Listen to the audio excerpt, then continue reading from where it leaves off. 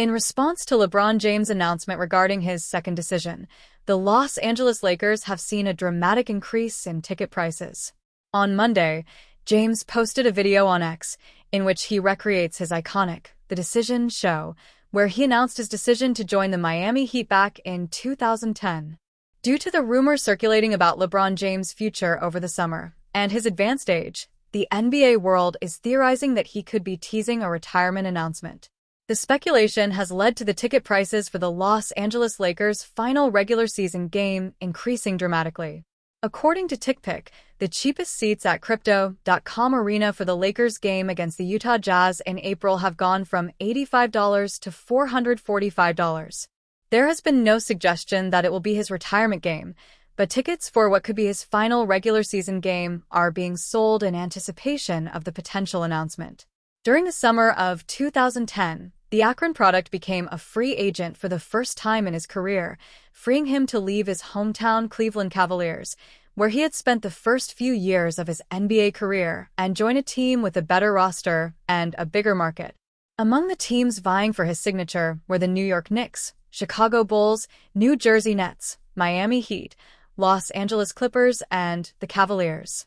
His decision was set to be announced on July 8, 2010 via a live special. It was during this airing that he famously announced his intention to join the Miami Heat alongside his friend Dwayne Wade. This is very tough. In this fall, I'm going to take my talents to South Beach and join the Miami Heat, James infamously said on the broadcast. I feel like it's going to give me the best opportunity to win, and to win for multiple years, and not only just to win in the regular season, or just to win 5 games in a row or 3 games in a row. I want to be able to win championships. And I feel like I can compete down there. Due to the pomp and circumstance, James received a lot of criticism for broadcasting the decision and making it so dramatic. Cavs fans took it especially hard, labeling James a traitor and burning his jersey. Bam Adebayo hasn't had the best start for the Miami Heat in preseason, and while it may be entirely too early to panic over it, it's certainly worth keeping a close eye on. Considering how good the Heat will need Bam to be this season, if they have any hope of emerging as a real player in the Eastern Conference this season, this is not necessarily the start from him that they hoped for. In their 103-93 loss over the Milwaukee Bucks in their second preseason game, Bam didn't do much to settle Heat fans' nerves. Breaking down the more concerning observations from the Heat's second preseason game, we explore some cruel realities the Heat may have to face about Bam. Bam Adebayo might already feel the pressure. Maybe it's just Bam shaking off some off-season rest, but it does feel awfully like he may already be feeling the pressure of having to carry more of the offensive load without Tyler Herro.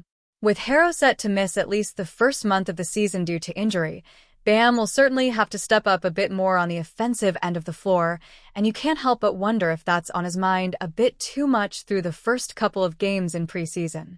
After his uneven performance against the Bucks, Bam is now a combined 1-8 shooting from the field through 2 preseason games. He also hasn't looked that comfortable either on the offensive end of the floor.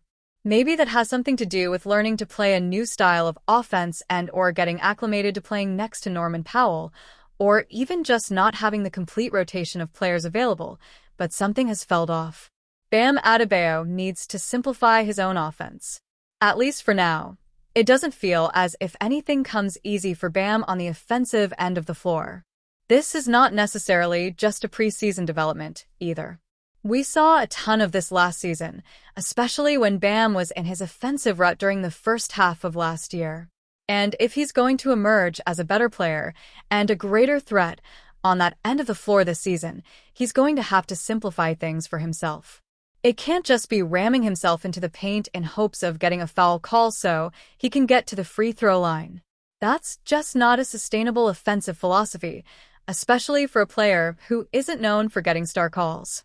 Whether it falls on SPO or Bam himself, the offense has to come easier for him. Bam can't play a full season as the starting center. As much as the Heat have been accustomed to throwing everything on Bam's plate over the first few years of his career, I can't imagine that's a good formula for this season. If the Heat wants Bam to take a step forward on the offensive end of the floor, especially with Herro out for the first month of the season, they're going to need to make life easier for him. Watching him play so far this preseason, I'd have to imagine a big part of that could include starting Kel'el where next to him.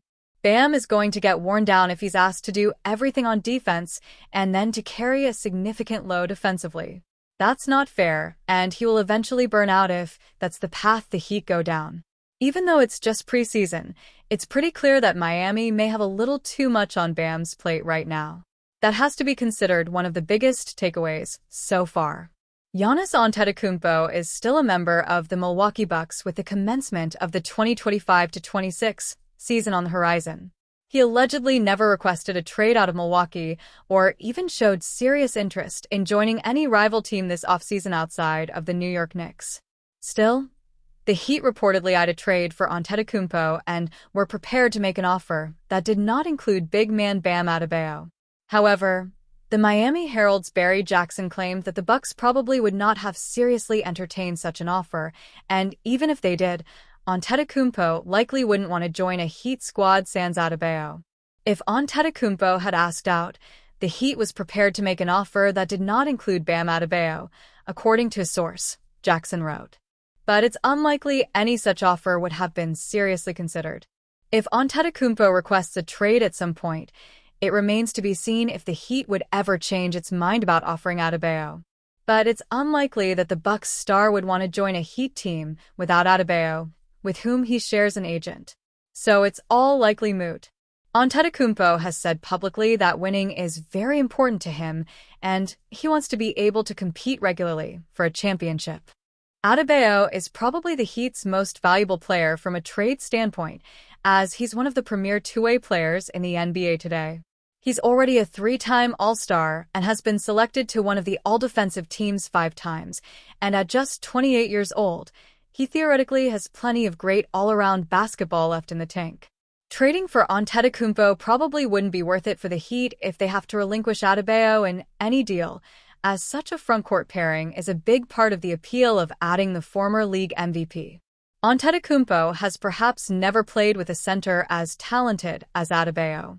Plus, the Heat trading Adebayo in a package for Antetokounmpo would put them in a very similar position to the one that the Bucks are in right now. Miami would employ one of the best players in the world, but have a massive talent deficit behind him, and such a top-heavy team isn't a formula for winning at a high level. All in all, even though Adebayo likely shouldn't be a part of any deal for Antetokounmpo, it would still be worth it for the Heat to keep tabs on the latter situation. Maybe Milwaukee will lower its asking price for the Greek Freak in due time, and an offer sans Adebayo will be enough for the Bucks to pull the trigger on a trade.